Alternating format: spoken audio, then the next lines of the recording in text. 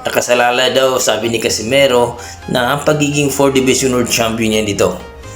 Nasiseryosohin daw niya at kailangan daw impresibo ang kanyang panalo mga idol dahil ang kanyang punteriya daw talaga ay sina Uya Inoue mga idol sa taong 2026. Well mga idol, kung makita nga ng ating monster ng Japan na kung paano lapaing buhay itong si Kamida ni Casimero mga idol, talaga manggalaiti ito, no? Sa galit mga idol. So kayo mga idol, ano masasabi nyo dito sa mga ayaw kay Casimero at mga hater at bitter ni Casimero?